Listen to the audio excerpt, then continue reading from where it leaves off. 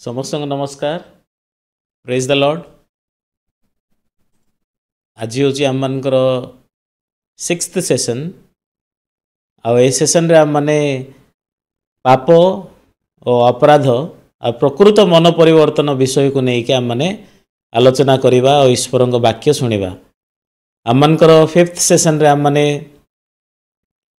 पाप और मन परिवर्तन और चिंतार जगत हूँ शैतान जगत कहीकि आम मैंने वाक्य शुणी तो ये समय आज आम मैंने पाप केमिति प्रवेश कला एवं पाप कहीं लोके करती अपराध कौटू जात होउची आउ केमिति आम प्रकृत मन परिवर्तन करिपरिबा से विषय को लेकिन मुझे आपण मानक ईश्वर वाक्य कहबी किंतु अधिकांश लोक माने पाप विषय रे जानती नहीं। सेथिपाई प्रकृत मन परिवर्तन वाक्य अनुजाई से माने करि पारंती नहीं।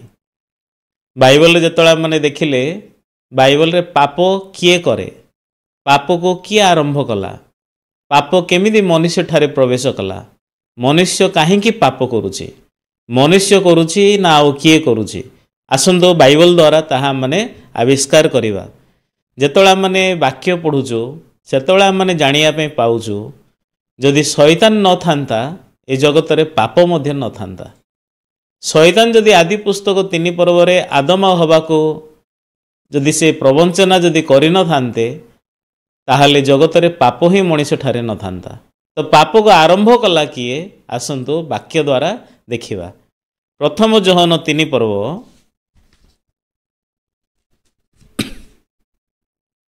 प्रथम जोहन 3 पर्व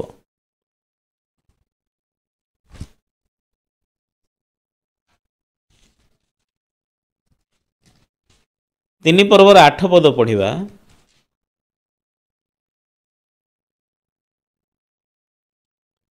जे पाप करे से शैतान ठारो जात, कारण शैतान आरंभर पाप करि आसु अछि।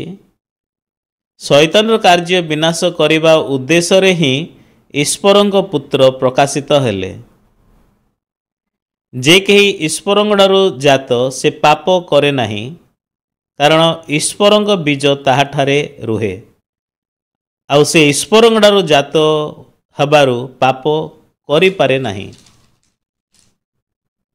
एथिरे तो ईश्वरंक संतान किए शैतानर संतान यह प्रकाशित हुए। जे कही धर्मचरण करे नाही कि अपना भाई को प्रेम करे नाही से ईश्वरंगडारु जात नुहे। जेतला माने प्रथम जोहन 1 पर्वर 8 पद स्पेशली देखिले ए जगार लेखा अछि जे पाप करे से शैतान ठारू जात। तो वर्तमान वाक्य कहूची कारण शैतान आरंभरु पाप करि आसु अछि। तो आरंभरु पाप किए करि आसिला? बाइबल कहे शैतान करि आसु अछि। तो आरंभ माने कौ दिन? जेमिति आदि पुस्तक रे 1 पर्वर 1 पद रे लेखा अछि आद्यरे परमेश्वर स्वर्ग और पृथ्वी सृष्टि कले। तो स्वर्ग और पृथ्वी केबे सृष्टि हला तार डेट नाही, किंतु प्रथम दिन रे प्रभु देवती को सृष्टि करूछंदे। षष्ठ दिन रे मनीष सृष्टि हेछि, किंतु शैतान आरंभरु पाप करि आसु अछि। सेथिबाई मनुष्य पूर्वरु शैतान अछि। आउ जेमिति ए जगह लेखा हला जे पाप करे से शैतान ठारू जात। सेतपय पापी आगरे ना शैतान आगरे? शैतान होची आगरे परे होची पापी। जदि शैतान न थांता पाप भी न थांता। शैतान रो शरीर नाही तो शैतान को प्रकार पाप बाइबल रे करी अछि। आउ शैतान रो पाप बाइबल कोउटा को शैतान रो पाप कहे एवं पाप कहा द्वारा मनुष्य ठारे प्रवेश करिछि ताहा होछि प्रभुंक द्वारा होई नाही शैतान द्वारा हेछि। सेथि आम मान जेतले बाइबल देखिबा आसंतु जाकब पुस्तक देखिबा केमिति लेखा हेछि। जाकब पुस्तक 1 पर्व 15 पद रे केमिति लेखा हेछि गोटे वाक्य पढ़िबा।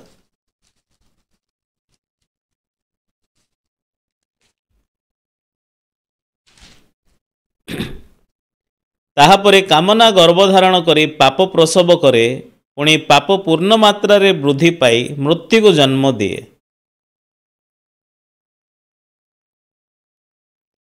ପରେ କାମନା ଗର୍ଭଧାରଣ କରି ପାପ ପ୍ରସବ କରେ। ତ ପାପ କେମିତି ପ୍ରସବ ହୋଇଛି? କାମନା ଦ୍ୱାରା। ତ ବର୍ତ୍ତମାନ ଶୈତାନର କାମନା କ'ଣ ଥିଲା? ପ୍ରଭୁଙ୍କଠାରୁ ପୃଥକ ହେବା, ପ୍ରଭୁଙ୍କଠାରୁ ଜ୍ଞାନ ସୌନ୍ଦର୍ଯ୍ୟକୁ ପାଇ ଏକା ହେବା, ଆଉ ପ୍ରଭୁଙ୍କ ପରି ହେବାର ଅଭିଳାଷ ରଖିବା। ସେଥିପାଇଁ ଶୈତାନକୁ ଯେତେବେଳେ ମାନେ ବାଇବଲରେ ଦେଖିଲେ, ସେ ପ୍ରଭୁଙ୍କ ଅଧୀନରେ ନ ରହି, ଯେହେତୁ ଲୁସିଫର ଦୂତକୁ ପ୍ରଭୁ ସୃଷ୍ଟି କଲେ, ପ୍ରଭୁ ଶୈତାନକୁ ସୃଷ୍ଟି କରିନାହାନ୍ତି, କିନ୍ତୁ ବାଇବଲରେ ଲୁସିଫର ଦୂତ ଶୈତାନ ହେଲେ। ସେଥିପାଇଁ ଲୁସିଫର ଦୂତକୁ ଯେତେବେଳେ ଦେଖିଲେ, ସେ ପରମେଶ୍ୱରଙ୍କର ସିଂହାସନ ଉପରେ ନିଜର ସିଂହାସନ ବସାଇବା ପାଇଁ, ପ୍ରଭୁଙ୍କର ପ୍ରତିମୂର୍ତ୍ତି ହେବା ପାଇଁ, ପ୍ରଭୁଙ୍କର ତୁଲ୍ୟ ହେବା ପାଇଁ ଅଭିଳାଷ ରଖିବାରୁ ପ୍ରଭୁ ତାକୁ ଭୂମିରେ ନିକ୍ଷେପ କଲେ। ପ୍ରଭୁଙ୍କ ପ୍ରତିମୂର୍ତ୍ତି ନୁହେଁ, କିନ୍ତୁ ପ୍ରଭୁଙ୍କ ପରି ହେବା ପାଇଁ ଅଭିଳାଷ ରଖିବା ପାଇଁ ପ୍ରଭୁ ତାଙ୍କୁ ଭୂମିରେ ନିକ୍ଷେପ କଲେ। ସେଥିପାଇଁ ଆଦମ ହବାକୁ ସୃଷ୍ଟି କରିବା ପୂର୍ବରୁ ହିଁ ଶୈତାନ ବାଇବଲରେ ଅଛି। ସେଥିପାଇଁ ଶୈତାନ ପାପ ପ୍ରଥମରେ କରିଛି ପ୍ରଭୁଙ୍କ ବିରୁଦ୍ଧରେ।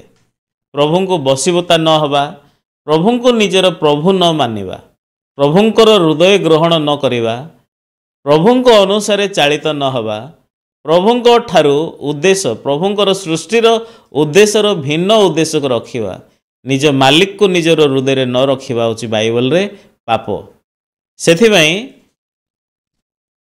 ଜିହୁଦା ପୁସ୍ତକ ଯେତେବେଳେ ଦେଖିଲେ କ'ଣ ଲେଖା ହେଇଛି ଦେଖିବା। ପ୍ରକାଶିତ ବାକ୍ୟ ପୂର୍ବରୁ ଜିହୁଦା ପୁସ୍ତକ ଅଛି। ଜିହୁଦା ପୁସ୍ତକ 1 ପର୍ବର 6 ପଦ। ପୁଣି ଯେଉଁ ଦୂତମାନେ ଆପଣା ଆପଣା ଉଚ୍ଚ ପଦ ନ ରଖି ନିଜ ନିଜ ବାସସ୍ଥାନ ପରିତ୍ୟାଗ କଲେ, ସେମାନଙ୍କୁ ସେ ମହାବିଚାର ଦିନ ପର୍ଯ୍ୟନ୍ତ ଚିରସ୍ଥାୟୀ ବନ୍ଧନରେ ଆବଦ୍ଧ କରି ଅନ୍ଧକାରମୟ ସ୍ଥାନରେ ରଖିଅଛନ୍ତି।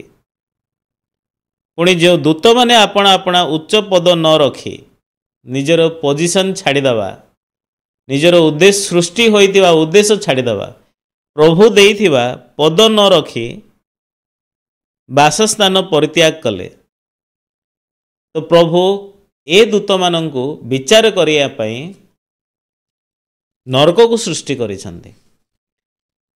ଦ୍ୱିତୀୟ ପିତରର ବାକ୍ୟ ପଢ଼ିବା ଆମେ କେମିତି ଲେଖା ହେଇଛି। ଦ୍ୱିତୀୟ ପିତର 2 ପର୍ବର 4 ପଦ ଦେଖିବା। କାରଣ ଈଶ୍ୱର ପାପରେ ପତିତ ଦୂତମାନଙ୍କୁ ନ ଛାଡ଼ି ନରକରେ ନିକ୍ଷେପ କରି ବିଚାର ନିମନ୍ତେ ଅନ୍ଧକାରମୟ ଗହ୍ୱରରେ ରଖିଅଛନ୍ତି। କାରଣ ଈଶ୍ୱର ପାପରେ ପତିତ ଦୂତମାନଙ୍କୁ ନ ଛାଡ଼ି, ସେଥିପାଇଁ ପାପରେ ପତିତ ଦୂତମାନେ, ଇଂଲିଶରେ ଲେଖା ହେଇଛି ଯେଉଁ ଦୂତମାନେ ପାପ କରିଅଛନ୍ତି, ଦ ଏଞ୍ଜେଲ ହୁ ସିନ୍ଡ, ପ୍ରଭୁ ସେମାନଙ୍କୁ ଛାଡ଼ିବେ ନାହିଁ ଲେଖା ହେଇଛି। ସେଥିପାଇଁ ଦୂତମାନେ ପାପ କଲେ। ସେଥିପାଇଁ ଲୁସିଫର ହେଉଛନ୍ତି ପ୍ରଧାନ ଦୂତ, ତାଙ୍କ ତଳେ ଅନେକ ଦୂତ ଅଛନ୍ତି। ଏମାନଙ୍କୁ ପରମେଶ୍ୱର ଶେଷରେ ବିଚାର କରିବେ। ସେଥିପାଇଁ ଏମାନେ ପାପ କରିଅଛନ୍ତି। ତ ଆସନ୍ତୁ ଆମମାନେ ବାଇବଲ ଦେଖିବା। ପାପ କଲା ଦୂତ, ପାପୀ ଦୂତ ଅଛନ୍ତି, ଆଉ ପବିତ୍ର ଦୂତମାନେ ମଧ୍ୟ ଅଛନ୍ତି। ମାର୍କ ପୁସ୍ତକ 8 ପର୍ବ ଦେଖିବା ବାକ୍ୟ 38 ପଦରେ କେମିତି ଲେଖା ହେଇଛି। ମାର୍କ ପୁସ୍ତକ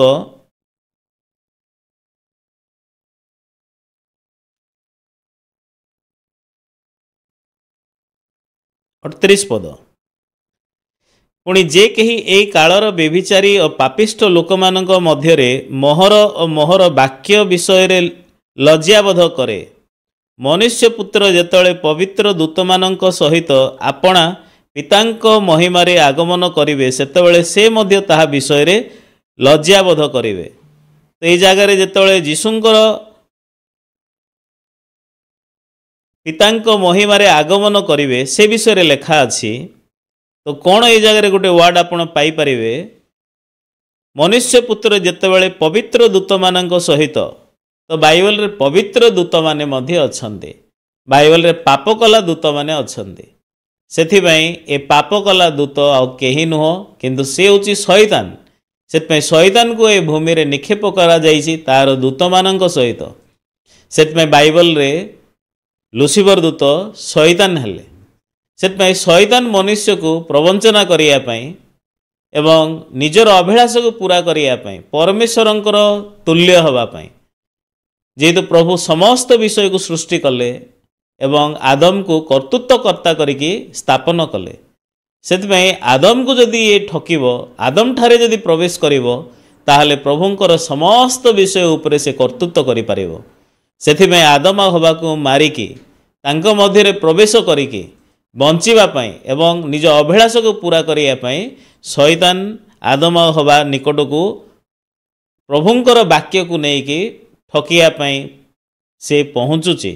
ସେଥିପାଇଁ ଆମେ ଯେତେବେଳେ ବାଇବଲରେ ଜାଣିବା ଯେ ପ୍ରକୃତ ପାପ କ'ଣ, ତେବେ ହିଁ ଯାଇକି ଜଣେ ବ୍ୟକ୍ତି ମନ ପରିବର୍ତ୍ତନ କରିପାରିବ, ନହେଲେ ମନ ପରିବର୍ତ୍ତନ କରିବା ଅସମ୍ଭବ। ଆଉ ଯେ କେହି ମଧ୍ୟ ପାପ ନ ଜାଣିକି ମନ ପରିବର୍ତ୍ତନ କରୁଛନ୍ତି, ତାହା ହେଉଛି ଭୁଲ ମନ ପରିବର୍ତ୍ତନ, ତାହା ବାଇବଲର ବାକ୍ୟ ଅନୁଯାୟୀ ନୁହେଁ।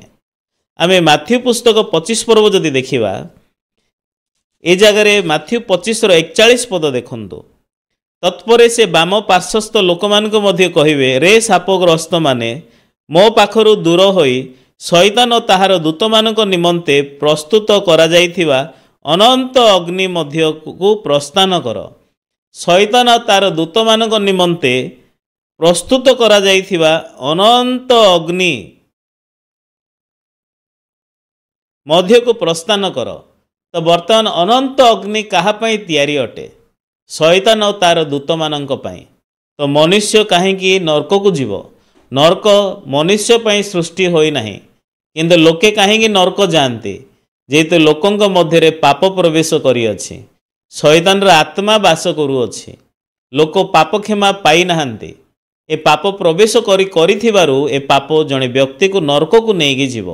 ସେଥିପାଇଁ ଆପଣ ଯଦି ଆପଣଙ୍କର ସମସ୍ତ ପାପରୁ କ୍ଷମା ପାଇବେ ନାହିଁ, ପାପରୁ ମୁକ୍ତି ପାଇବେ ନାହିଁ, ପାପୀରୁ ଧାର୍ମିକ ହୋଇକି ପୁନର୍ବାର ଜନ୍ମିବେ ନାହିଁ, ତାହେଲେ ଆପଣ ସ୍ୱର୍ଗ ରାଜ୍ୟ ଯାଇପାରିବେ ନାହିଁ। ମାଥ୍ୟୁ 25 ପର୍ବର 46 ପଦରେ ଲେଖା ଅଛି, ଆଉ ଏମାନେ ଅନନ୍ତ ଶାସ୍ତି, କିନ୍ତୁ ଧାର୍ମିକମାନେ ଅନନ୍ତ ଜୀବନ ଭୋଗ କରିବା ପାଇଁ ଯିବେ।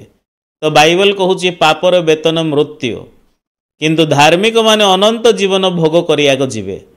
ବାଇବଲ କହୁଛି ଧାର୍ମିକ କେହି ନାହିଁ, ଯେହେତୁ ଆମେ ପାପକୁ ନେଇକି ଏ ଜଗତରେ ଜନ୍ମ ହୋଇଛୁ। କିନ୍ତୁ ଯେତେବେଳେ ଆମେ କ୍ଷମା ପାଇବା, ପ୍ରଭୁଙ୍କର ଧାର୍ମିକତା ପାଇକି ଆମେ ଧାର୍ମିକ ହେଲେ ହିଁ, ନିଷ୍ପାପୀ ହେଲେ ହିଁ ସ୍ୱର୍ଗ ରାଜ୍ୟକୁ ଯାଇପାରିବା, ନହେଲେ ଆମେ ସ୍ୱର୍ଗ ରାଜ୍ୟକୁ ଯିବା ଅସମ୍ଭବ।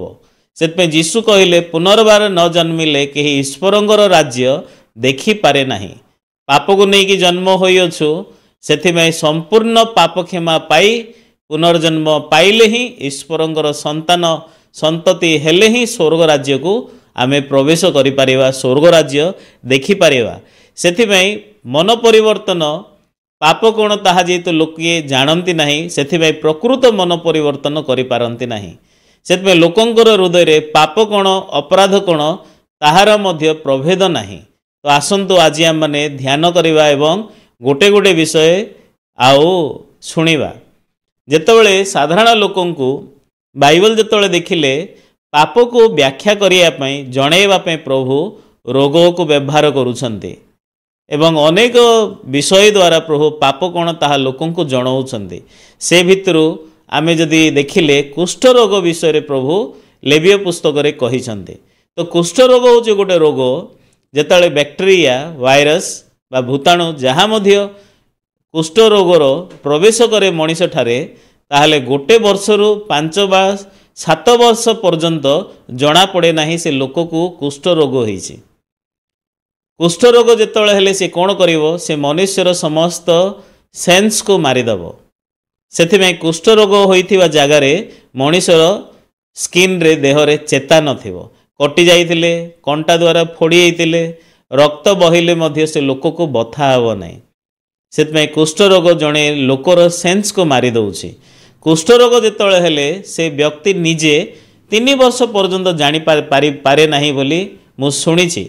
ମୁଁ ଏକ୍ଜାକ୍ଟଲି ଜାଣିନି, କିନ୍ତୁ ମୁଁ ଶୁଣିଲି କୁଷ୍ଠ ରୋଗ ହେଲେ 3 ବର୍ଷ ପର୍ଯ୍ୟନ୍ତ ସେ ଲୋକ ଆପେ ନିଜେ ଜାଣିପାରିବ ନାହିଁ। କୁଷ୍ଠ ରୋଗ ହେଇସାରିକି 3 ବର୍ଷ ପରେ ସେ ଲୋକ ନିଜେ ଜାଣିବ। 3 ବର୍ଷ ମଧ୍ୟରେ ସେ ଜାଣିପାରିବ ନାହିଁ।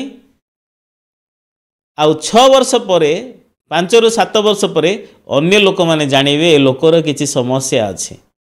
ତ ଯେମିତି କୁଷ୍ଠ ରୋଗ ଆସିଲେ ଅନେକ ଲକ୍ଷଣ ପ୍ରକାଶ ପାଉଛି, କିନ୍ତୁ ଲକ୍ଷଣଟା ପ୍ରକୃତରେ ରୋଗ ନୁହେଁ। आमने जिते हॉस्पिटल मध्य चेकअप पई जाऊचु कौन सी कष्ट हेले समस्या हेले डाक्तर सीधा सड़क आम मानू औषध दौना प्रथम से परीक्षा करुचंती रक्त परीक्षा परिस्रा परीक्षा नाना प्रकार परीक्षा कर सारा पर रोग चिन्हट होची सेमिति लक्षण होची प्रकृत मूल कारण रोगर नुहे लक्षण होची मूल कारण रोग थिबा लक्षण बाहरुची लक्षण द्वारा आम चिन्हुचु जदि लक्षण नहीं जड़े लोक जापर ना से लोक को कौन होती कुष्ठ रोगी रोग जीवाणु प्रवेश करी जदि से लोकर लक्षण नहीं से जापर ना तो सेमिति प्रभु आदि पुस्तक जिते आम बाइबल पढ़ा आम जापर जमीदी शैतान को पृथ्वी में निक्षेप करा एदन उद्यान रे प्रभु मनुष्य को सृष्टि कले एदन रे प्रभु मनुष्य को रखिले समस्त पशु पक्षी को आदम पाखक आणिले से जा को जो ना देले तार से ना हला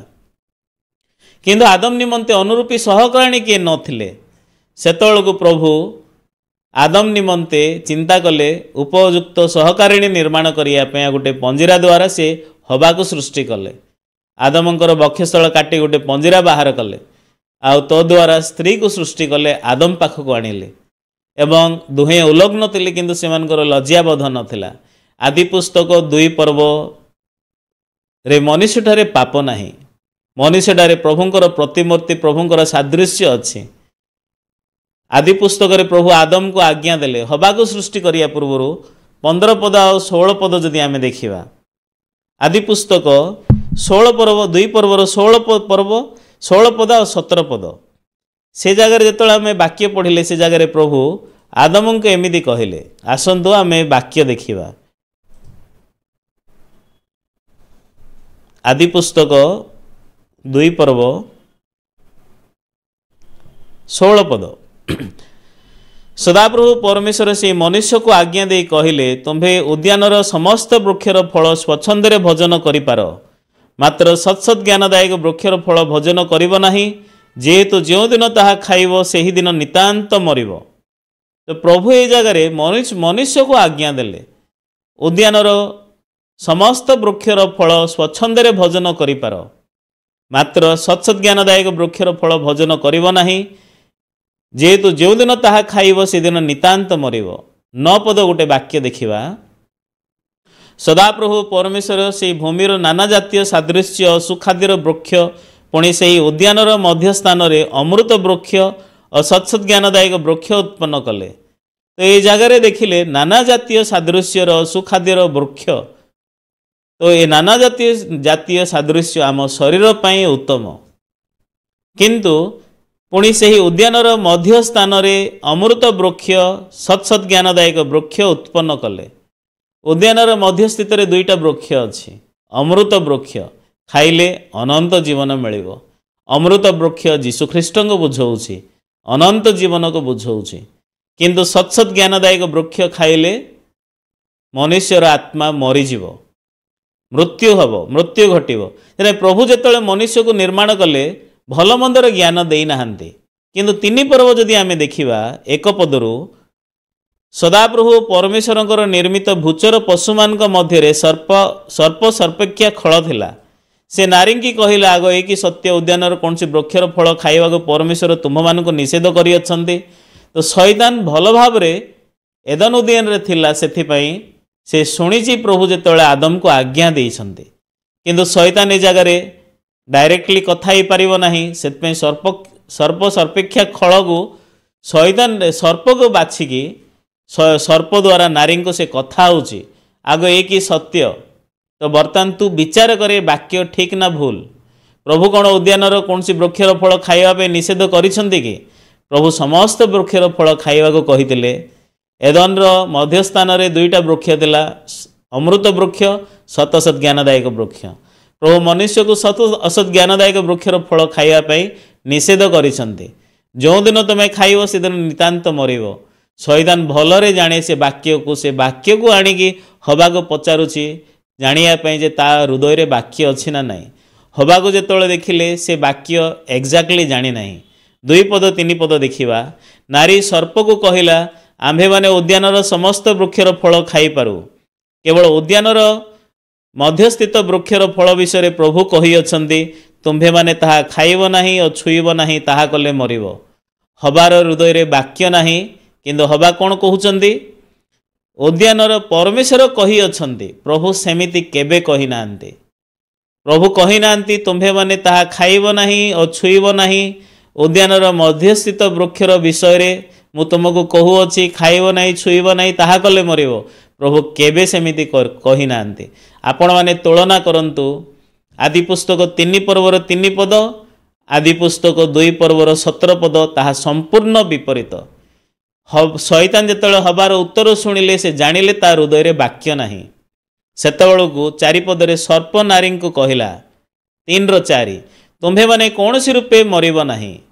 ए नाहीटा वाक्य रे मिसई देला तुम्भे माने मरिब। तुम्हें माने नितांत मरिबा जगार नितांत को काढ़ी दे कौनसी रूपे मरिब नाही। तुम्हें मरिब नाही बरन लोभ देला कौन ए लोभ होची शैतान रो। बरन परमेश्वर जानती तुम्भे माने जो दिन ताहा खाइब सही दिन तुम्ह मानकर चक्षु प्रसन्न हब पुणी तुम्भे माने परमेश्वर परि भल मंदर ज्ञान पाइब। आगुरु कौन से माने अंध थिले कि नाई पापर दुनिया शैतान जगत भल मंदर दुनिया निजर विचार निजर दृष्टि निज जीवन प्रति अंध थिले भल मंदर ज्ञान प्रति अंध थिले। किंतु शैतान कहला तुमर चक्षु प्रसन्न हब तुम्हें परमेश्वर परि हब तुम्हें मो परि हब। शैतान अभिलाष होची परमेश्वर तुल्य हवा। जिसाय 14:14 पदरे लिखाई से से दीप्तिमय दूतर भेष धारण करुछि। शैतान को जेतବେଳେ देखिले परमेश्वर तुल्य हब भल मंदर ज्ञान पाइब। वर्तमान देखंतु शैतान दुनिया कौन सदाबले शैतान मनीष को एका करे।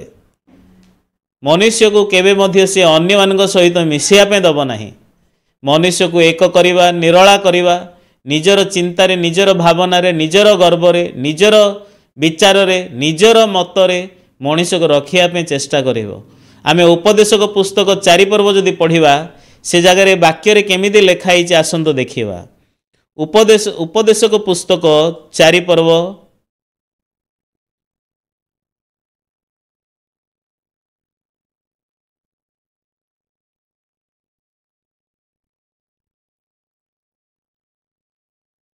9 पद पढ़िबा। एक जनरु 2 जन भल कारण से माने आपना आपना परिश्रम उत्तम फल प्राप्त हेबे।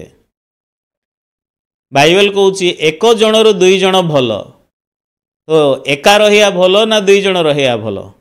बर्तमान हवा एका अच्छी ना आदम संगरे अच्छी आदम अच्छी किंतु शैतान जिते प्रवंचना करुच्ची हवा कहीं डायरेक्ट शैतान को रिप्लाई करुच्ची।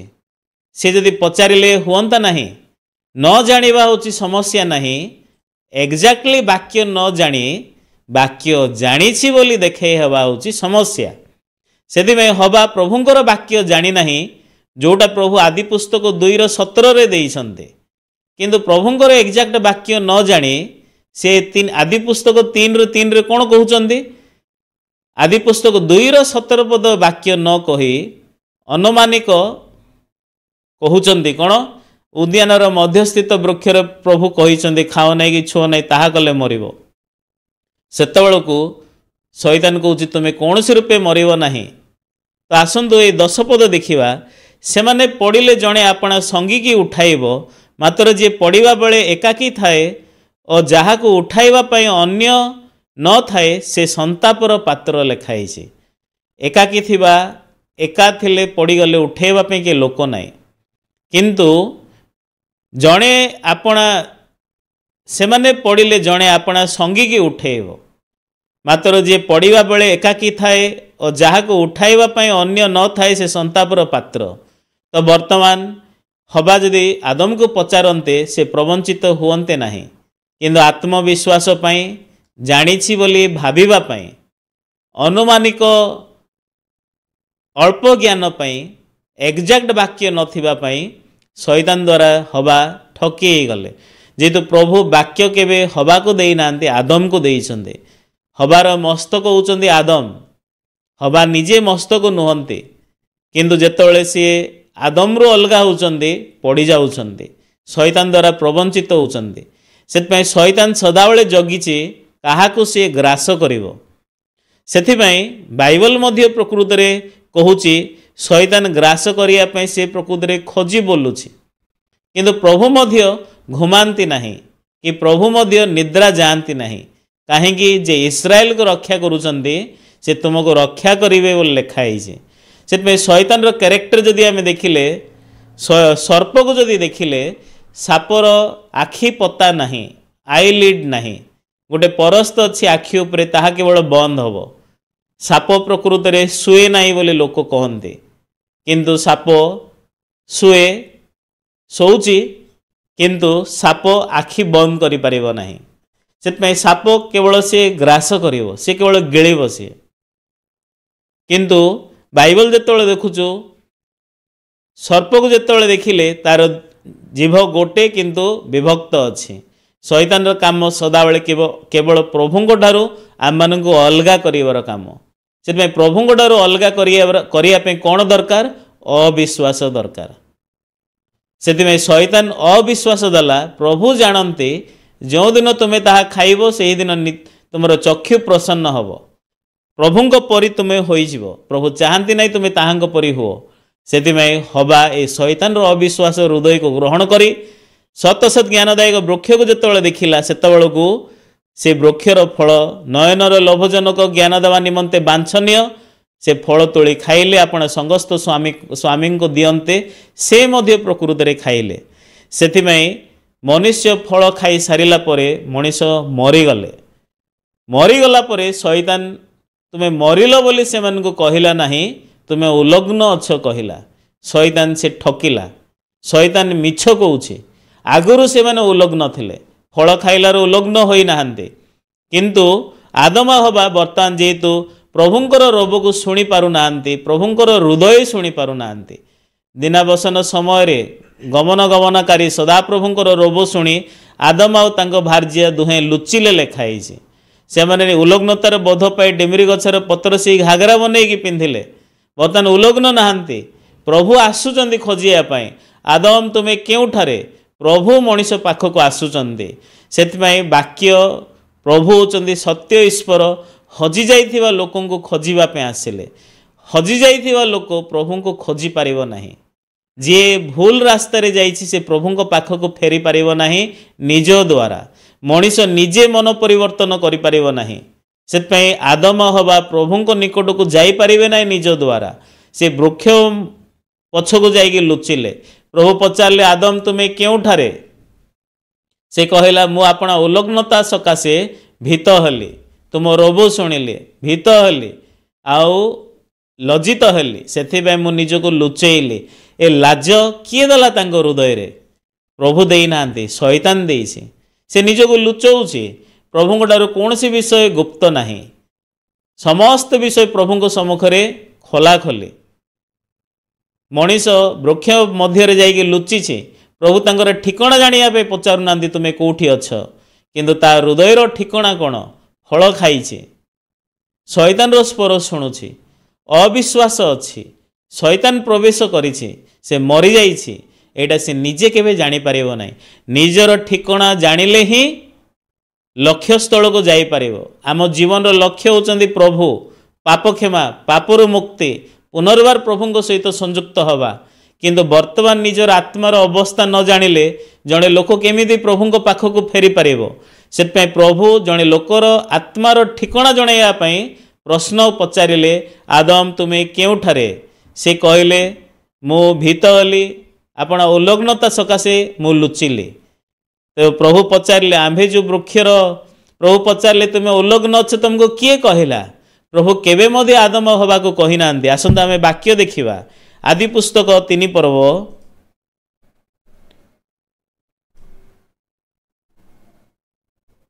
ଆଦି ପୁସ୍ତକ 3 ପର୍ବ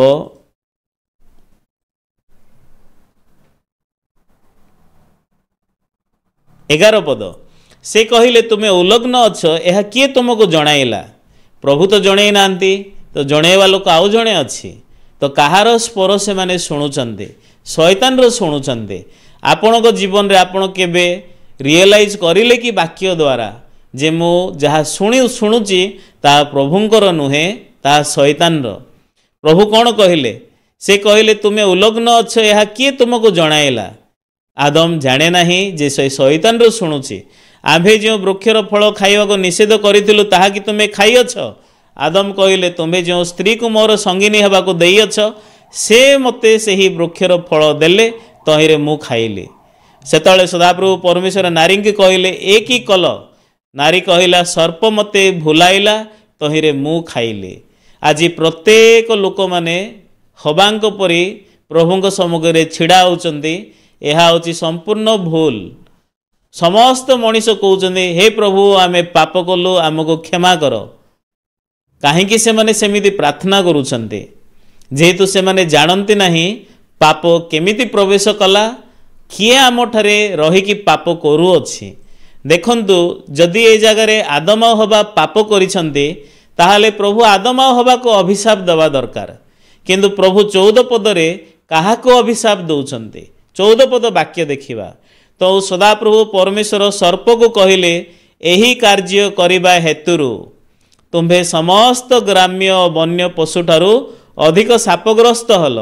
तुम्भे आपण पेट देई गमन करिब जाबत जीवन धूली खाइब। ए वाक्य को भलरे आपण ध्यान करंतु। ए जगार प्रभु कहले एही कार्य करिबा हेतुरु तुम्हें समस्त ग्राम्य वन्य पशुठारु अधिक सापग्रस्त हल। एही कार्य करिबा हेतुरु एही कार्य माने को कार्य फल को अनेवा फल को तोलिबा फल को खाइबा डेमिरी गछर पत्र सिलेवा घागरा बनेवा वृक्ष मध्य जाई लुचिबा सर्प भूलेला मु पाप कली। ए कार्य फल को खाई सारिला परे ए कार्य आदम और हबार कार्य नुहे। आदम और हबा मरीगले फल खाइलारू किंतु ए मु नामक जगत आरंभ होला फल खाइला परे। मु उलग्न अच्छी मु भीत हली मु लुचिली मु शुणिली ए मु होची शैतान। ए मु होची मु नामक मनीष शैतान मनीष भितर प्रवेश करिछि। सेतिबें आदम हवा प्रभु ठारू धाउ नांती तांको भितरे शैतान पाप लुचुछि। सेतिबें प्रभु ए जगारे आदम हवा हबार स्वर को शुणिले उत्तर शुणिकी सर्प को अभिशाप देले। कौन बोली अभिशाप देले आउ आम्भे तुमर नारी मध्यरे पुणी तुम वंश तांको 14 पद तो सदाप्रभु परमेश्वर सर्प को कहले एही कार्य करिबा हेतुरु तुम्बे समस्त ग्राम्य वन्य पशुठारु अधिक सापग्रस्त हल। तुम्बे आपण पेट देई गमन करिब जाबत जीवन धूली खाइब। सर्प पेट देई प्रकृति रे धूली रे चालुछि। एही कार्य करिबा हेतुरु तुम्बे समस्त ग्राम्य वन्य पशुठारु अधिक सापग्रस्त हल। तुम्बे आपण पेट देई गमन करिब। सेतपई सर्प र पेट धूली रे लागिकी अछि। जाबत जीवन धूली खाइब। सेतमें बाइबल रे प्रभु मनुष्य को धूली द्वारा तैयारी करिसंती। सेथिमें ए धूलीटा शैतान को खाद्य रूपे दिया हिछि। सेतमें आदम और हवा आदि पुस्तक 3 पर्व रे मरीगला परे मनुष्यर शरीर को प्रभु शैतान रो हाथ रे समर्पण करिसंती। शैतान जाबत जीवन धूली खाइब। सेथिमें बाइबल रे शरीर आममानकर फ्लेश होची शैतान को दिया जाइछि। सेतमें फ्लेश होची शैतान रो खाद्य। सेतपे शरीर द्वारा चिंता अभिलाष कामना इमोशन फीलिंग आम दृष्टि आमे मने करिबा अनुमान करिबा ए शरीर रो जहा उत्पन्न होची ताहा प्रभुंकर नाही। ताहा प्रभु ग्रहण करि परिबे नाही। ताहा प्रभुंकर विरोध करिवो। 15 पद देखंतु आ आदम आ आम्भे तुमर नारी मध्य रे पुणी तुम वंश तांक वंश मध्य रे वैर भाव जन्माइबा। सेतमें वर्तमान आदि पुस्तक 15 पर्व रे देखिले प्रभु ए जगारे शैतान को कहउचंदी आम्भे तुमर नारी मध्य रे पुणी तुम वंश तांक वंश मध्य रे वैर भाव जन्माइबा। ए जगारे सर्पर वंश आसिला कोठो बाइबल रे काल सर्पर वंश लेखाइछि। आदम हवा शैतान रो स्वर को शुणिकी फल खाई सारिला परे मनीष वंश होची काल सर्प वंश। मनीषर मंजी होची पापर मंजी। सेतमें मनीष आदम हवा द्वारा जेहेतु आम जात होइचु सेथिमें आम माने शैतान रो संतान माने। बाइबल रे जीसु भी कहउचंदी जहन 8:44 पदरे जदि आम वाक्य देखिबा जहन 8:44 आपण घरे पढ़ंतु से लेखाई तुम्भे माने तुम्भ मानकर पिता शैतान रु उत्पन्न। जोहन पुस्तक 8:44 पद देखंतु। जोहन 8:44 रे लिखाई छी,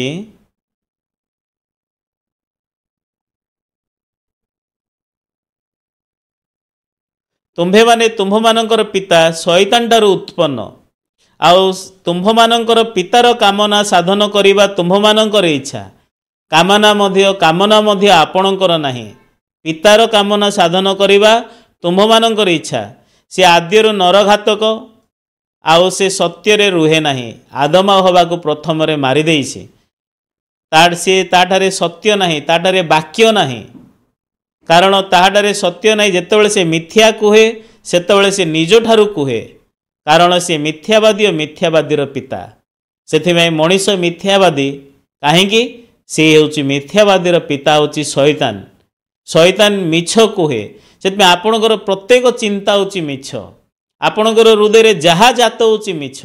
आपणकर फीलिंग, आपणकर इमोशन आमको सत लागि थाए, किंतु प्रभुंकर वाक्यरो ताहा होची विपरीत। सेथिमाई प्रथम जोहन 3:8 भी लिखाई जे पाप करे से शैतान ठारू जात। तो पापीर पिता किए? पापीर पिता प्रभु नुहंती। पाप थाई कि आपण प्रभु को बापा स्वर्गस्थ पिता डाकिले प्रभु केबे आपणकर पिता ही पारिबे नाही। पापीर पिता होची शैतान। सेथिमाई आदम हवा फल खाई सारिला परे प्रत्येक मनीष होउचंदी शैतान रो संतान। सेथिमाई पाप को नेकी केही भी स्वर्ग राज्य रे प्रवेश करि पारिबे नाही। आमे जेतळे जन्म होइचु सेतबेलकु पापर आत्मा को नेकी जन्म होइचु। एपिसियो पुस्तक 2 पर्व देखिवा। एपिसियो पुस्तक 2 पर्वर 1 पदरु 3 पद पढ़िवा। एई संसार भाव अनुसार पुणी आकाश मंडलर राज्यर अधिपति। ए आकाश मंडलर राज्यर अधिपति होची शैतान। एई संसार भाव अनुसार सेतिबाई संसार को जदि देखिले राजत्व शैतान करू अछि। प्रत्येक लोक शैतान रो बाउंड्री, शैतान रो कंट्रोल रे अछंती। 2 पद अर्थात जेउ आत्मा एबे हैं अनाज्ञा बह संतान मानक ठारे कार्य साधन करू अछि। तो वर्तमान को आत्मा कार्य साधन करू अछि? अनाज्ञा बहर आत्मा। ताहार इच्छा अनुसार तुम्भे माने मध्य पूर्व रे आचरण करी अपराध रे आ पाप रे मृत थिल। सेदिमे प्रत्येक लोक शरीर रो इच्छा और कामना अनुसार जीवन यापन करूछंती। सेतमें प्रत्येक लोक शैतान रो अभिलाष को पूरा करूछंते। सेतमें बाइबल जेतोळे आज आम माने ए जगार अध्ययन करूछु सतरे मनीष भितरे पाप प्रवेश करिथिबारु मनीष शैतान रो संतान होईछि। मनुष्यर शरीर को शैतान को दिया जाइछि। सेतमें जावत जीवन शैतान धूळे खाइबो। आसंत आउ गोटे वाक्य देखिवा। आदि पुस्तक 17 पर्व 3 पदर 17 पद देखिवा। आदि पुस्तक 3:17।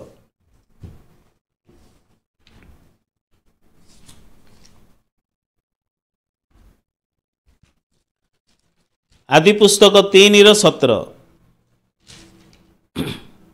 आउ से आदम को कहले जो वृक्षर फल खाइबा विषय आमे तुमको आज्ञा दे कहीदेलु ताहा खाइब नाही। तुम्भे आपण भार्यर कथा शुणी ताहा खाइअछ। एणु तुम्भ सकाशु भूमि शापग्रस्त हला। तुम्हें जावत जीवन क्लेशरे तहिरो भक्ष्य पाइब। तो वर्तमान भूमि को प्रभु अभिशाप देले। 18 पद तहिरे कंटा और गखरा गछ जात हब। पुणी तुम्भे क्षेत्रर शाक भोजन करिब। तो अभिशप्त भूमिर कंटा और गखरा गछ शाक उत्पन्न हब। भूमि जेहेतु अभिशप्त होइछि माने मनुष्यर शरीर अभिशप्त होइछि। मनुष्यर शरीर को शैतान को दिया जाई अछि। सेथिमाई मनुष्य ठारे पाप अछि। शाक देखिले बहुत भल। सेतपे मनीष पाप को नेकी जन्म होइछि। सेतपे निज को भल भाबरे देखेबार गुण मनीष पाखरे अछि। किंतु मनीष भल भाबरे देखेबार अभिलाष होछि प्रभुंकर नुहे शैतान रो। सेतपे पाप जेहेतु भितरे अछि मनीष निज को भल व्यवहार द्वारा घोड़ौछि। भल कार्य द्वारा निज को घोड़ेया पे चाहूँछि। भल आत्मिक ईश्वरीय रूप द्वारा से निज को घोड़ौछि, घोड़े दौछि। किंतु तार अर्थ नुहे तार हृदय पाप अदृश्य हो जाइछि। पाप जदि अछि ताहले मनीष जेते भी भल थाउ ना कहीं बाहिक भाव में से होछि शुक्लीकृत समाधि। प्लेट्र बाहरे सफा अछि, गिनार बाहरे चकचक होछि, किंतु भितरे मैला अछि। से जीशु बाइबल रे कही माथ्यू 23 रे प्रथम रे भितरे सफा कर। तो वर्तमान मन परिवर्तन कौन पाप स्वीकार करवाटा कौन ताहा आम मैंने प्रकृत प्रत्येक पाप जहाँ करुचु ताहा क्षमा मागिबाटा मन परिवर्तन नुहे। प्रत्येक अपराध जहाँ आम करुचु ताहा स्वीकार करवाटा पाप स्वीकार नुहे। किंतु बाइबल रे मूल कारण कौन पाप करवा सेटा जानिबाटा होची प्रकृत मन परिवर्तन कौन बनाऊँच मनीष को पाप करने कौ भूताणु कौ जीवाणु अच्छी जो ए लोकर जीवन रे ए लक्षण अच्छी मूल कारण समाधान कले लक्षण भी समाधान हम। तो बर्तमान आम मैंने देखा जदि आपण देखिए गोल्ड प्लेटेड नेकलेस स्वर्ण मंडित हार जदि स्वर्ण मंडित हार को जदि देखिए ताहले सुना ताहले भितरे बाहरे समान थिबार अछि। सुना केबे मध्य चेंज हुए नाई सृष्टि ही प्रकृत रे से सुना से ओरिजिनल गोल्ड केबे मध्य फेड हब नाई रंग बदलिब नाई। गोटे कथा अछि just it glitter does not mean it is gold. चमकुछि तार अर्थ नुहे ताहा होछि प्रकृत रे सुना। जदि कौन सी विषय चेंज होछि ताहा सुना नुहे। सुना केबे परिवर्तन हब नाही भितरे बाहरे समान जदि बदलुछि ताहा प्रकृत रे सुना नुहे। सेथिमाई एलिमेंटा केबे भी बदलिब नाही सुना केबे चेंज हब नाही भितरे बाहरे समान। किंतु स्वर्ण मंडित सुना बाहरे सुना परि देखा जाउछि जेतु ताको मड़ेई दिया जाइछि सुना द्वारा किंतु भितरे अलगा अछि। सेमिति प्रभुंकर उत्तमता प्रभुंकर धार्मिकता केवल बाहिक भाव में उत्तमता और धार्मिकता ताहा नुहे भितरे भी उत्तमता भितरे मध्य धार्मिकता अछि। किंतु स्वर्ण मंडित हार भलिया मनीष वर्तमान उत्तमता द्वारा निजको मड़ेई देइछि। तार अर्थ नुहे मनीष होछि प्रकृति रे उत्तम। मनीष केबे बदली पारिबो नाही। मनीषर शरीर केबे चेंज हब नाही। मनुष्यर शरीर केबे नियंत्रित हब नाही। मनुष्य निजर व्यवहार द्वारा निजको भल देखैले शरीर प्रकृति रे भल हो बदलिब ताहा नुहे। प्रभु शरीर को अभिशाप देइछन्ते। प्रभु शरीर को शैतान खाद्य रूपे देइछन्ते। सेतपई ए शरीर केबे मध्य बदलिब नाही। सेथिमे ए जगत रे सबुठारो भ्रष्ट जिंस सबुठारो असुचि जिंस होछि मनुष्यर हृदय। काहेकि कारण मनुष्यर हृदय कुचिंता बाहर जीशु माथ्यू 7:21 रे कहले। आसंदा हम वाक्य देखिबा। वाक्य रे जेरेमिया पुस्तक 17 पर्वर जेरेमिया पुस्तक 17 पर्व वाक्य देखिबा। जेरेमिया 17 पर्व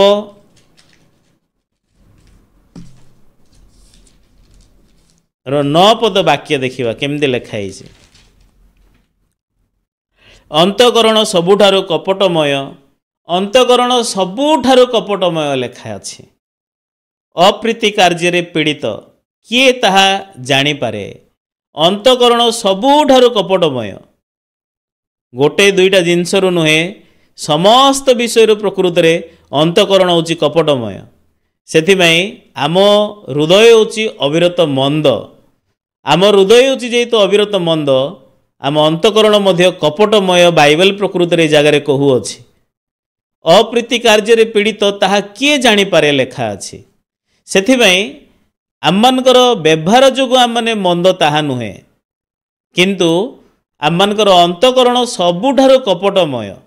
सेथिमाई मनुष्यर हृदय रे उत्तमता होछि स्वर्ण मंडित पदार्थ परि। उत्तमता द्वारा मनुष्य निजको घोड़े दउछि। सेथिमाई बाइबल जो पाप विषय रे कहू अछि आम्भ माननकु आउ आमे जो पाप विषय रे भाबुछु ताहा समान नुहे। आमे कोन भाबुछु जो पाप आमे करूछु सेटा पाप जो पाप आमे भाबुछु सेटा आमे पाप किंतु प्रभु पाप विषय रे संपूर्ण अलगा बाइबल रे प्रकृति रे कही अछन्ते। बाइबल रे प्रभु कही अछन्ते प्रत्येक कल्पना अविरत मंद मात्र। मनुष्यर अंतकरण सबुठारु कपटमय अप्रीति कार्य पीड़ित ताहा किए जानी पारे। सेथिमाई मनीष जो पाप विषय रे कहू अछि एवं प्रभु जो पाप विषय रे कहू अछन्ते ताहा अलगा। प्रभु जो पाप विषय रे कहू अछन्ते ताहा होछि प्रभुंकर वाक्य को परित्याग करिबा, शैतान रो स्वर को ग्रहण करिबा, चिंता को, फीलिंग को, इमोशन को, आम हृदय उत्पन्न होता विचार को लेकिन बंचिबा होची पाप। से मनुष्यर हृदय पाप प्रवेश करिछि। पापर अन्य नाम होची शैतान। पाप होची शैतान रो आत्मा जे कि आमर हृदय भितरे अनेक कुचिंता को जागृत करुछि। रोमियो 5:12 आमे पढ़िलु, जड़े लोक द्वारा जगत रे पाप प्रवेश कला, पाप द्वारा मृत्यु जगत रे प्रवेश कला, आउ सही प्रकार मृत्यु समस्त लोकंक प्रति घटिला, जेणु समस्ते तो पाप कले। रोमियो 5:12 पद देखंतु। रोमियो पुस्तक 5 पर्वर 12 पद। ए जगार लेखा अछि, अतएव जेपरी जड़े लोक द्वारा पाप, पाप द्वारा मृत्यु जगत रे प्रवेश कला, बर्तमान पाप सहित मृत्यु जगत रे प्रवेश करिछि। तो जदि प्रवेश करिछि तो तार लक्षण कौन? मार्क पुस्तक 7 पर्व देखिबा। मार्क पुस्तक 7 पर्वर 20 पद पढ़िबा।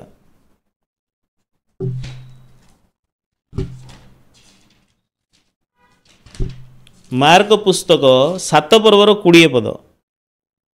आउ से कहिले, जहाँ मनुष्य ठार बाहरे ताहा ही ताहाको असुचि करे, प्रवेश करिथिबारु बाहरुछि। यीशु कहउचंदी, जहाँ मनुष्य ठार बाहरे ताहा ही ताहाको असुचि करे। से मनुष्य ठार कौन बाहरुछि? 21 देखंतु। कारण भितरु बाहरु नुहे, बाहरु मंद आपण कले सेथिमे मंद होई नांती, पापी होई नांती। लक्षण पई आमे रोगी होइनु, रोग थिबारु लक्षण बाहरुछि। मूल कारण अछि, बाहिक कारण अछि। 21 पद, कारण भितरु मनुष्यर हृदयरु कुचिंता बाहरे। भितरु मनुष्यर हृदयरु बाहरुछि। सेते मनुष्य बाहरे खराब ना भितरे खराब? तो कोटा संशोधन करिवा दरकार? बाह्य जीवन ना अंतकरण? बाह्य जीवन ना हृदय? बाहिक भाव में धार्मिक हबार अछि ना हृदय रे धार्मिक हबार अछि? हृदय रे पाप केमिति दूर करिवे ताहा आपणक आ मोर कार्य द्वारा असंभव। बाहिक भाव में व्यभिचार न करी, हत्या न करी, चोरी न करी कि जड़े लोक बंची पारिबो, किंतु हृदय रे समस्त विषय को केमिति समाधान करिवो?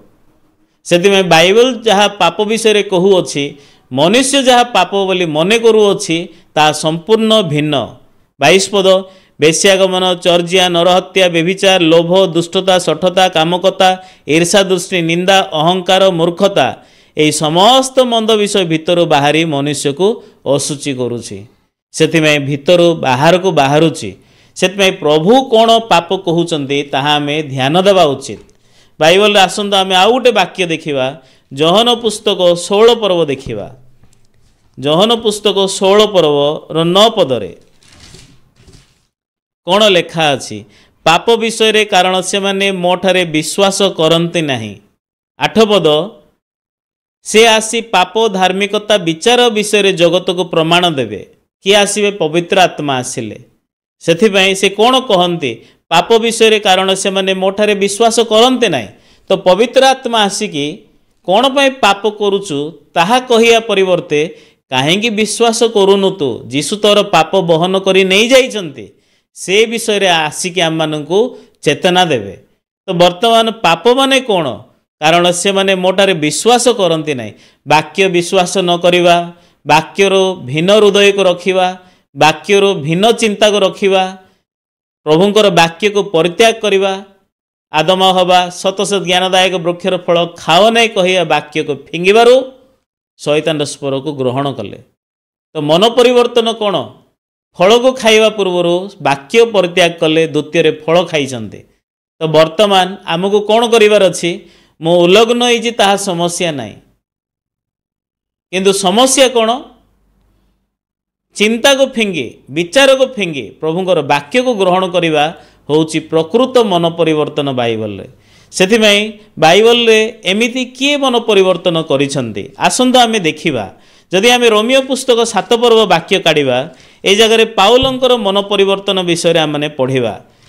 रोमियो पुस्तक 7 पर्व 18 पद देखिबा। से कौन कहले? कारण मो ठारे अर्थात मो शरीर रे जे कौनसी उत्तम विषय बास करे नाही। एटा होची प्रथम स्टेप जानिबा जे मो ठारे भल जिंस किछि नाही।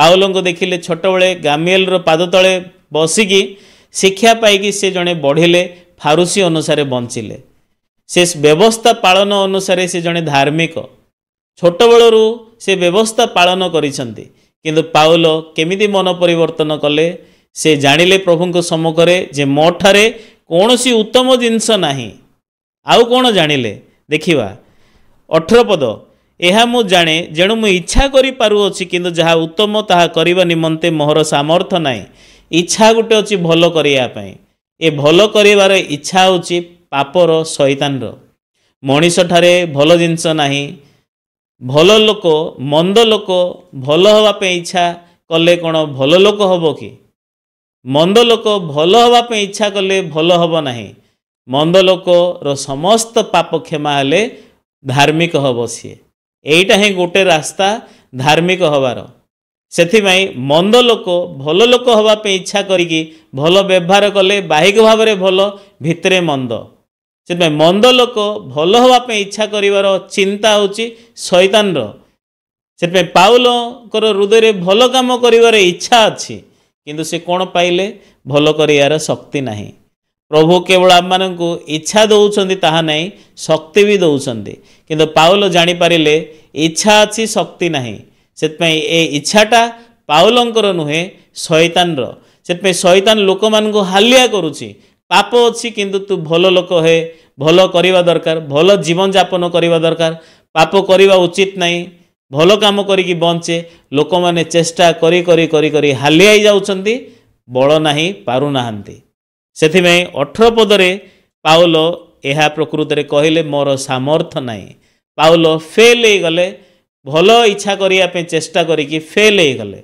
19 पद देखंतु कारण जो उत्तम कर्म करने को मैं इच्छा करे नहीं ताहा करे नहीं उत्तम करने इच्छा करुचंती ताहा करे नहीं कहीं द्वितीय किंतु जो मंद कर्म करने को मैं इच्छा करे नहीं ताहा ही करे मंद भल काम करने चाहूँगी करूना मंद करने चाहूना मंद करुछंती एटा प्रत्येक लोकंकर जीवन लक्षण एटा प्रत्येक लोकंकर हृदयर समस्या भल करने इच्छा करूना मंद करने इच्छा करूना मंद ही करुछंती कारण कौन कौथिपाई मंद ही मनीष करुछि 20 पद देखंतु किंतु मु जहा इच्छा करे नहीं ताहा जदि करे तेबे मु निजे ताहा आउ करे नहीं मात्र मोठारे बास करुथिबा पाप ताहा करे बहुत मूल्यवान रियलाइजेशन पवित्र आत्मा द्वारा प्रभु पाउलंक देले से कौन कहले जहा इच्छा करू नहीं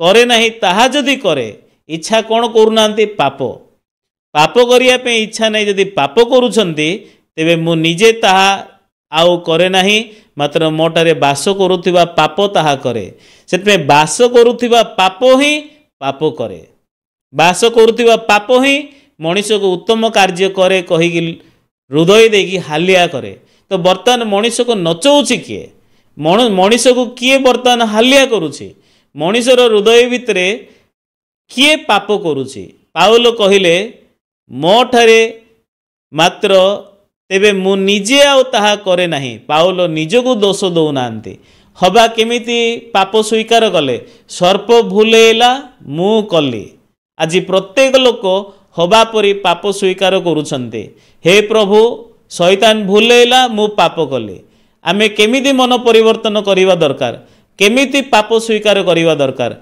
पाउल जेमिति करिसंते मु निजे आउ ताहा करे नहीं मात्र मोठारे बास करुथिबा पाप ताहा करे सेथिबाई ए जगारे पाउल निजको दोष दौना पाप करिवा लोकटा मु नुहे पाप करिवार विषय पाप करिवार मूल कारण होची मु नुहे किंतु पाप ताहा करे कहीकि रोमियो 7 पर्व पाउल प्रकृत में ए जगार पाप को आविष्कार कले आउ प्रकाश करुछंते से प्रभु कहउछंती तुमे पाप करुन किंतु तुम ठारे थिबा पाप तुमको पाप करौछि से शैतान मनीष को पाप करौछि मनीष पाप करे नहीं से यहाँ मु आउ करे नहीं किंतु मोठारे बास करुथिबा पाप करे से प्रत्येक पाप मनीष द्वारा हुए नहीं शैतान द्वारा हुए से शैतान मनीष को पाप करने बनाऊँच से आपण मैंने ठकी हेबा उचित नुहे, प्रवंचित हेबा उचित नुहे, भाविकी जे मु करूची आजिठु मु करिबि नाही, मु करूची आजिठु करिबि नाही, मु करूची भाबुचंदी आजिठु करिबि नाही निष्पत्ति नौचंदी, किंतु आपणकर योजना प्लान चेष्टा कोन काम दउची कि मु करूची आजिठु करिबि नाही, हे प्रभु मोर पाप क्षमा कर, एइटा मन परिवर्तन नुहे। प्रकृत मन परिवर्तन कले पाप क्षमा अछि। आसंदा हम बाइबल देखिबा, बाइबल को मन परिवर्तन विषय रे प्रचार करूअछि टिके देखिबा। लूक पुस्तक 24 पर्व देखिबा।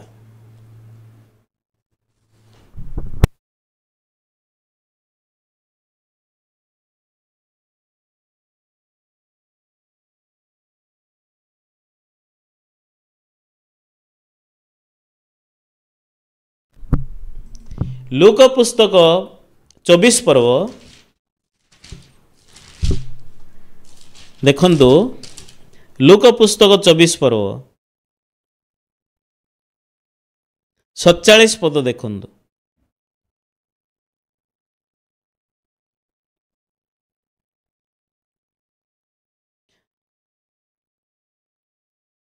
पुणी जेरुसलम रो आरंभ करी समस्त जातिंक निकट रे ताहांक नाम रे पाप क्षमा निमंते मन परिवर्तन रो प्रसंग घोषणा करा जीवो। यीशु कहउचंदी कोण मन परिवर्तन रो प्रसंग को घोषणा करिया पई। तो वर्तमान मन परिवर्तन रो प्रसंग घोषणा करा हले कोण साधित हबो? 47 रे लिखा हिची, ताहांक नाम रे पाप क्षमा निमंते मन परिवर्तन रो प्रसंग घोषणा करा जीवो। मन परिवर्तन कले पाप क्षमा हबो। किंतु आपण मन परिवर्तन करिसंदी किंतु पाप क्षमा जदि पाई नांती ताहाले से मन परिवर्तन बाइबल अनुसार हेई नाही। से मन परिवर्तन नुहे, सेरा बाइबल रे प्रकृत मन परिवर्तन नुहे। बाइबल रे अनेक जगार लेखा अछि, केवल गोटे जगार नाही। आसंत आमे देखिबा प्रेरित पुस्तक 3 पर्व रे मध्य वाक्य केमती कहूची। प्रेरित पुस्तक 3 पर्व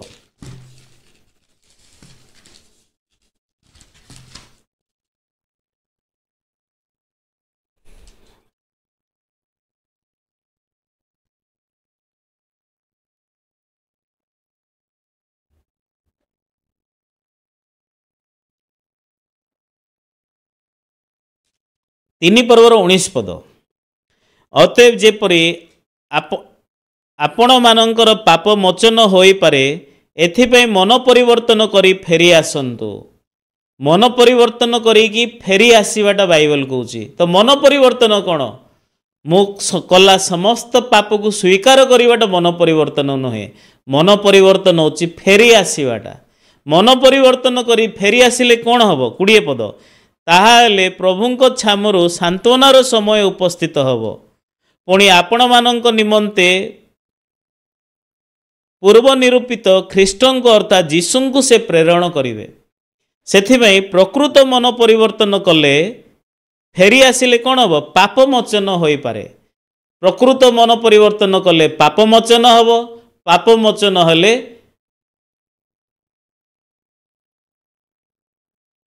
सांत्वनार समय उपस्थित हबो। आपण मानक निमंते पूर्व निरूपित जीशुंकु अर्थात से प्रेरण करिवे लेखाई। मन परिवर्तन कले पाप मोचन हबो। पाप मोचन हले जीशु आम हृदय रे प्रवेश करिवे। सेथिबई प्रकृत मन परिवर्तन रे पाप क्षमा अछि। पाप क्षमा परे जीशु अछन्ते, पवित्र आम ठारे प्रवेश करिवे। मन परिवर्तन करिसंते, पाप स्वीकार करिसंते, हेले भी जदि एबे भी आपण पापी ताहले आपणकर हृदय रे जीशु नांती। सेथिबई आपणको प्रकृत मन परिवर्तन विषय जानिबार अछि।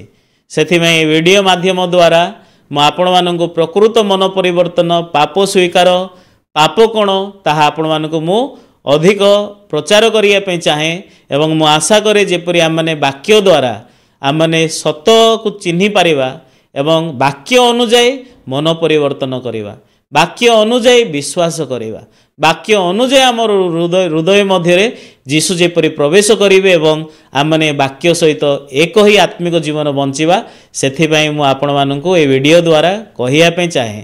मु कंटिन्यू करिवे आपण माननको नेक्स्ट वीडियो रे प्रकृत मन परिवर्तन विषय रे। आसंतो प्रार्थना करिबा और शेष करिबा।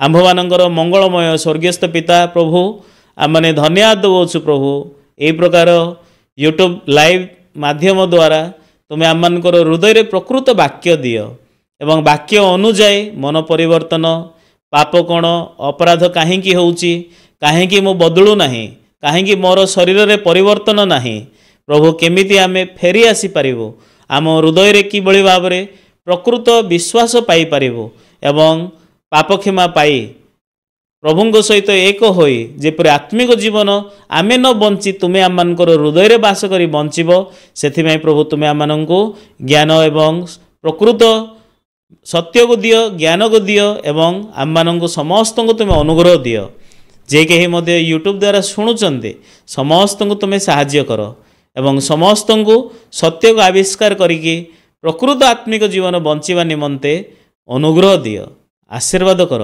धन्यवाद दे यीशुଙ୍କ नाम प्रार्थना मु मागु अछि आमेन। समस्त को धन्यवाद। आसंता वीडियो रे माने भेट हवा।